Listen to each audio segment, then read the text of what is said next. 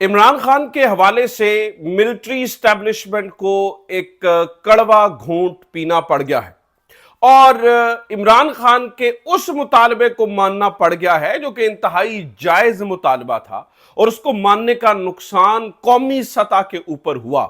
शायद अब इस बारे सेकंड थॉट्स आ रही हैं, ऑलिव ब्रांच फेंकी जा रही है और अगर ऐसा मुमकिन हो जाता है, इसके ऊपर मिनो अन अमल होता है और ये चाल नहीं होती है और ये प्रॉपर उसके ऊपर सिदके दिल से अमल करने का मंसूबा होता है, तो नाज़रीन किराम जो टॉप 2 लोग हैं, नंबर 1 इमरान खान साहब और number 2 army chief Syed Asim Munir साहब, इन दोनों के दरमियान ताल्लुकात की बेहतरी यहां से शुरू हो सकती है अगर मिनोअन अमल होता है। मैं ये भी आपको नाज़रीन किराम बता दूं कि इसमें कोई शक नहीं है कि मसला इन दोनों के दरमियान ही है, यानी इस वक्त जितने मसाइल की जड़ है इन दोनों के ताल्लुकात की खराबी है। अगर ये सही हो जाते हैं तो बहुत सारी चीजें ठीक हो सकती हैं, लेकिन शर्त यह है कि ये जो मुतालबा इमरान खान का माने जाने की बात हो रही है और जिस तरीके से ऑलिव ब्रांच फेंकी जा रही है, जिस तरीके से बातें की जा रही हैं, अगर उसके ऊपर उसी तरह से अमल दरामद होता है और यही इमरान खान की बहुत बड़ी फतह होगी और ऐन मुमकिन है कि इससे दोनों आर्मी चीफ और इमरान खान एक छत तले हों। गो के इट्स वेरी अनलाइकली, गो के इसके ऊपर बात अभी से हम करें तो हमें नजर आता है कि यार ये तो नामुमकिन आदमी से है, लेकिन ऐसा हो सकता है अगर अगर ये बात, ये दावा, ये जो तरीका या जो कोशिश की जा रही है वो सही और सिद्के दिल से की गई। तो ये क्या मामला है, किस मुतालबे को माना जा रहा है और उसके ऊपर मिलिट्री एस्टेब्लिशमेंट कैसे ग्रीन सिग्नल दे रही है, आज इस मामले के ऊपर गुफ्तगू करेंगे। आज की वीडियो में इस चीज को शामिल करेंगे। दूसरा, आज और इमरान खान की गुफ्तगू, इमरान खान ने बहुत ही एक जानदार और धुआंधार गुफ्तगू की है। यही ये उस गुफ्तगू का असर है या क्या मामला, या इमरान खान इनसे नाउमीद हो चुके हैं और वो कह रहे हैं कि ये जो कुछ दिल कर लें हम इसके ऊपर यकीन नहीं करेंगे। उनकी गुफ्तगू बहुत सारी चीज़ों का पता देती है, उन्होंने अपना प्लान बी बना लिया है। इमरान खान क्या कह रहे हैं, क्या सोच रहे हैं, इसके ऊपर भी बात करेंगे।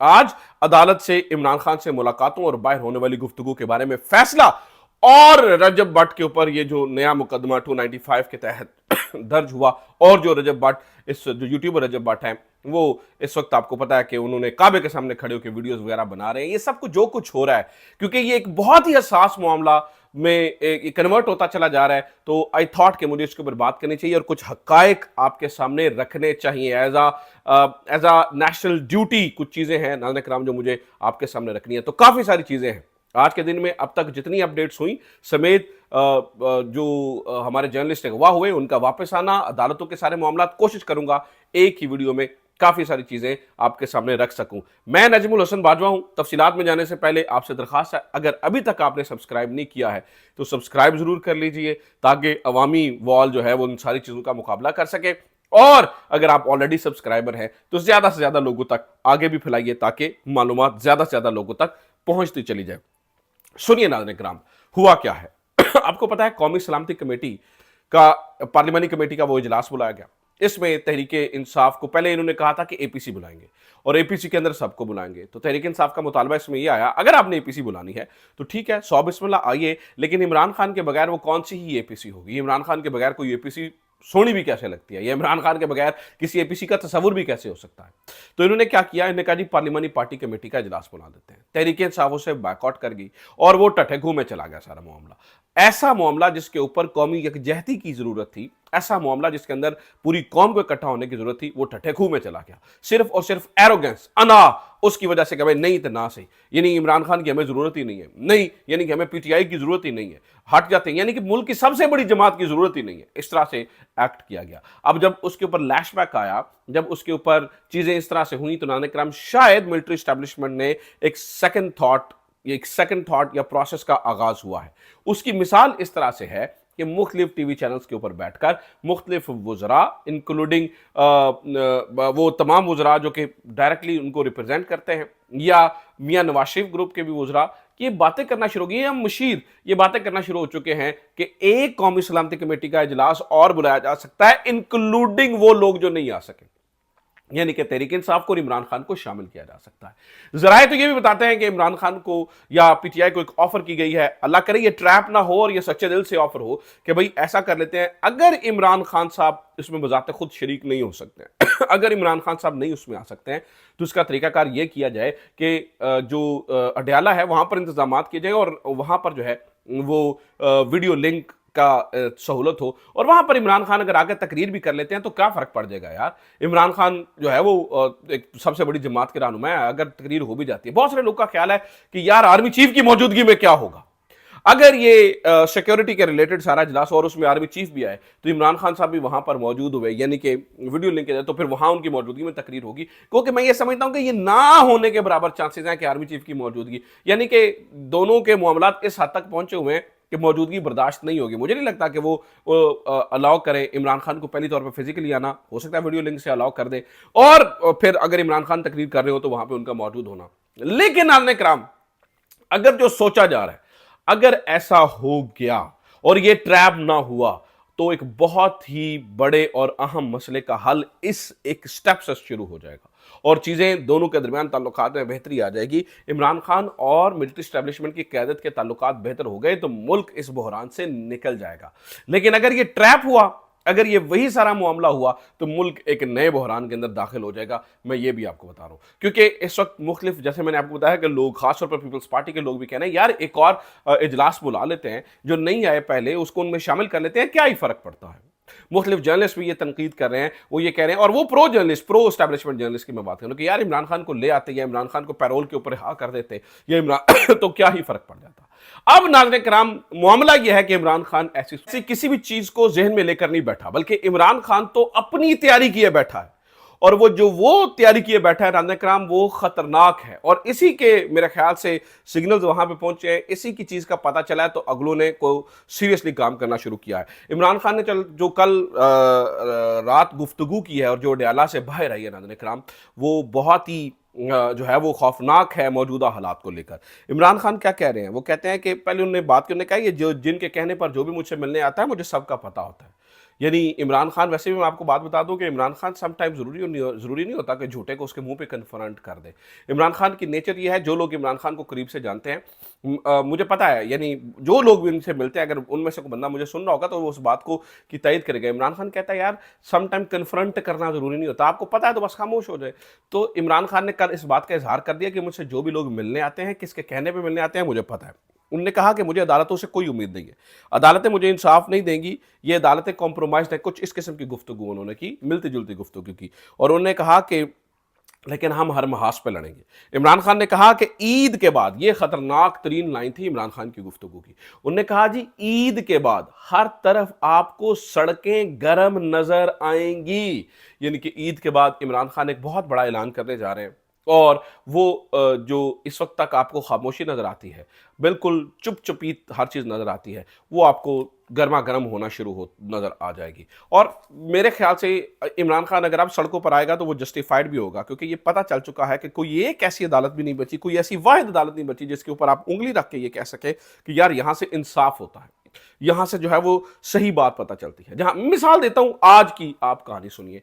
आज क्या हुआ, आज इस्लामाबाद हाईकोर्ट में, आपको पता है कि इमरान खान से मुलाकातों का मामला चल रहा था, उस पर 3 रुकनी बेंच बैठा हुआ था जस्टिस सरफराज डोगर साहब की मौजूदगी में। तो जस्टिस सरफराज डोगर साहब ने पहले जो फैसला लिखा उसके अंदर एक लाइन लिखी, उसमें उन्होंने बताया जी जैसे कि अंडरटेकिंग दी गई है सलमान करुण राजा साहब की जानिब से कि भाई कोई गुफ्तगू नहीं होगी, जो भी अंदर बातचीत होगी उसको जेल के प्रेमिसेस के बाहर जो है वो गुफ्तगू उसके बारे में नहीं। यानी कि आप क्या अलानिया तौर पर आप पाबंदी लगा रहे हैं इमरान खान के ऊपर। यानी कि पहले आपने कहा कि यार रिपोर्टर्स नहीं जाएंगे अंदर, रिपोर्टर सवाल पूछते हैं, वो आके ट्वीटें करते हैं, वो जनाब वारा नहीं खाता। पहले ये हुआ, रिपोर्टर्स को मना किया गया, फिर आपने मुख्तलिफ सियासी मुलाकातों को मना किया, फिर आपने इमरान खान की फैमिली को भी मना कर दिया। अब अलीमा खान की देखें मुलाकात ही नहीं होने दे रहे, कह रहे हैं जी वो बाहर ट्वीट करती है, और फिर अब ये कहना है कि इमरान खान से कोई भी मुलाकात में होने वाली गुफ्तगू का आप शेयर ही नहीं कर सकते हैं। यानी माफ कीजिएगा, इतना डर कि इमरान खान से होने वाला, डिस्कस होने वाला कहीं एक लफ्ज भी बाहर ना आ जाए। तो कुछ चीजें इस तरह से नहीं चला करती हैं, आप जिस तरह से दबाने की कोशिश कर रहे हैं इस तरह से नहीं दबा करते हैं मामला। इमरान खान की सोच को अगर आप अडयाला जेल की 4 दीवारी के अंदर कैद करना चाहते हैं तो ये आपकी भूल है, ऐसा नहीं हो सकता है। मुमकिन ही नहीं है, मुझे नहीं लगता ये सारी चीज़ें जो है वो हो सके। तो बहरहाल अदालत की जानिब ये सारी चीज़ें जो है ना वो इस तरह से हो रही है। अब रजब भट्ट की तरफ जाने से पहले एक और मरीम नवाज साहबा वाली खबर सुन लीजिए, और फिर दो खबरें, वहीद मुराद और फिर रजब भट्ट। ये सुन, मरीम नवाज साहबा नाज़रीन किराम अस्पतालों में जाके स्टंट मारती रही हैं। आपने देखा कि मरीम नवाज साहबा ने क्या किया, आपने देखा कि कभी किसी को कहीं पे खड़े खड़े मुअत्तल कर दिया तो उसकी वीडियो बनवा दी, कहीं पर किसी को चुप करवा के मुअत्तल किया, जैसे कि जिना अस्पताल के एमएस को जब मुअत्तल किया तो उन्होंने इसके बाद अल्हम्दुलिल्लाह का स्टेटस अपडेट डाला, और जब उस अल्हम्दुलिल्लाह के नीचे नाज़रीन किराम बेशुमार डॉक्टर साहिबान उनको जाके मुबारकबादों के मैसेज देना शुरू हो गए। यानी आप ये महसूस कीजिए, इस बात को आपको क्यों समझ नहीं आ रही है, यानी आप एक तो अपना डर और खौफ खत्म कर रहे हैं, दूसरा सबको पता चल रहा है कि आप सिफारशी आई हुए हैं, आपको पता चल रहा है कि आप फॉर्म 47 के हैं, और सबको पता है कि आपकी अहलियत क्या है। ठीक है, मुबैना तौर पर ये सारी चीजें तो सबको पता ही है, मुबैना तौर पर आप सारा कुछ तो है ना ऑन रिकॉर्ड। तो भाई डॉक्टर्स जो है वो अब आज डॉक्टर सड़कों पर निकल आए, और डॉक्टर्स जो है वो सड़कों पर निकलकर उन्होंने क्या किया, वो आज उन्होंने कुछ नारे इस तरह से लग रहे थे कि ये मरियम क्लिनिक नहीं है, यानी कि मरियम के सेंटर्स नहीं है, ये गवर्नमेंट सेंटर्स हैं। जिस तरह से बेइज्जतियां हो रही हैं, अब आपने इथोपिया जैसे हालात पैदा किए हुए हैं, सहूलियात इथोपिया जैसी हैं, और आप परफॉर्मेंस फ्रांस और इटली जैसी मांगती हैं, बरतानिया जैसी मांगती हैं, तो ऐसा मुमकिन नहीं है, या इस तरह से चीज़ें नहीं होती हैं। आप अपने लोगों के अंदर कॉन्फिडेंस बिल्ड कीजिए, उनको तमाम सहूलियात से मुज़य्यन कीजिए, और उसके बाद आप जो भी करना चाहती हैं वो करें। खैर, ये आज मरियम नवाज के खिलाफ तो लोग बाहर निकल रहे हैं, और सरासर अब बेइज्जती प्रोग्राम शुरू हो गया। पंजाब की सड़कों पे ऊपर डॉक्टर्स गर्म नजर आते हैं, और डॉक्टर्स ठीक ठाक तमाशा लगाए हुए हैं।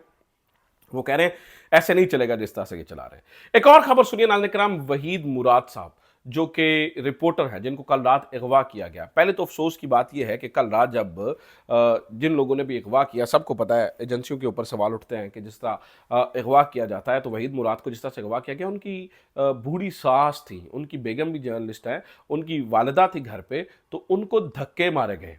यार ये कौन सा तरीकाकार है? आप बुजुर्ग वालिदैन के ऊपर भी तशद्दुद करना शुरू हो गए हैं। यार कोई शर्म और हया बाकी रह गई है हमारे मुआशरे में? कोई नॉर्म्स एंड वैल्यूज रह गई हैं? कोई ऐसी चीज रह गई है? कोई ऐसी चीज नहीं है। नाज़रीन किराम धक्के मार के लेके चले गए। आज खैर बहरहाल उन्हें एफआईए ने पेश किया अदालत के अंदर, और जो एफआईए ने पेश किया वो बड़े भोंडे से मुकदमे में, जिन्होंने अख्तर मेंगल के ट्वीट को रीट्वीट किया है। यार ये क्या बकवास है यार, मतलब अख्तर मेंगल ने कुछ कहा है तो अख्तर मेंगल को पकड़ो। उन्होंने फेसबुक के ऊपर अख्तर मेंगल की वो पूरी पोस्ट की और नीचे लिखा अख्तर मेंगल, यानी कि अख्तर मेंगल साहब ये कह रहे हैं, लेकिन वहीद मुराद को, अब वहीद मुराद को इसलिए उठाया गया क्योंकि वो न्यूट्रल जर्नलिस्ट है, वो सवाल करता है, वो सवाल करते हैं तो वो सवाल चुभते हैं। अब वो सवाल चुभते हैं तो नाज़रीन किराम उसकी तकलीफ होती है, और तकलीफ होती है तो भाई बंदे का कला कुमा करना जरूरी है, इसलिए बंदे को उठा लिया गया। ये बड़ा ही अफसोस का मरहला है। और फिर आज जिस तरह से लेके जाया गया दहशतगर्दों की तरह, हादी चट्टा और ईमान मजारी वहां पर थी, वो कह रहे थे कि भाई सिग्नेचर ही करवाने दो, वकालतनामा दस्तखत करवाने दो, लेकिन वकालतनामा में दस्तखत नहीं करवाने दिया गया। भगाते भगाते धक्के मारते उस बेचारे को लेकर चले गए हैं। तो ये तो सहाफत को आपने हथकड़ियों में जकड़ दिया, तो ये सरासर ज्यादती है।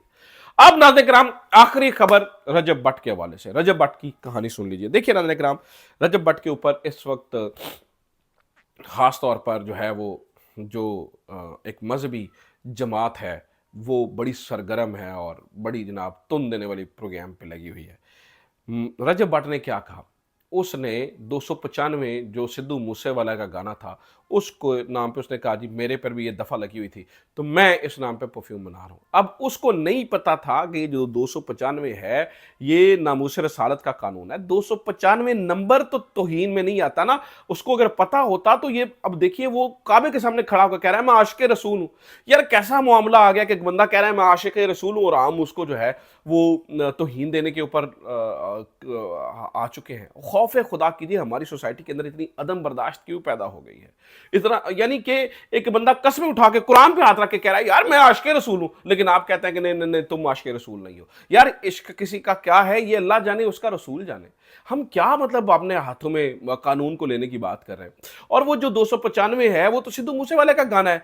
अब शायद उसको अंदाजा नहीं था कि यार ये जो 295 है ये 295 पीनल कोड के अंदर इस नंबर पे ये आता है। उसके ऊपर भी मुकदमा हुआ था पिछले दिनों, पता है वो नमाज पढ़ने वाले मामले पे 295 और 200A और 295C हुआ, तो इसके ऊपर उसने कह दिया हाँ जी मेरे ऊपर भी ये 295 हुआ था, तो उसके ऊपर जनाब मैं 295 का मुकदमा हुआ था। यार 295 जो है ना वो नंबर मुकद्दस नहीं है। हाँ वो आपसे सलाम से जो चीज जुड़ जाए वो हमारे लिए मुकद्दस होती है, लेकिन नंबर तो कुछ भी हो सकता है। वो 366 होता, अगर तो वो कानून का नाम लेके मजाक उड़ाता तो हम कहते हैं यार इस बंदे ने गलत किया। फिर भी रियासत को हक है इस बारे में फैसला लेने का।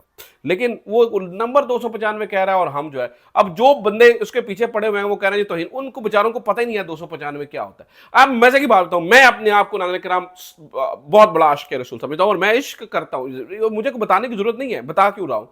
एक दफा मैंने मुफ्ती कवी का इंटरव्यू किया, हमारे यहां तो थोक के हिसाब से ये मुकदमे होते हैं। मुफ्ती कवी का इंटरव्यू किया तो मेरे खिलाफ किसी ने इस दफा के तहत दरखास्त दे दी।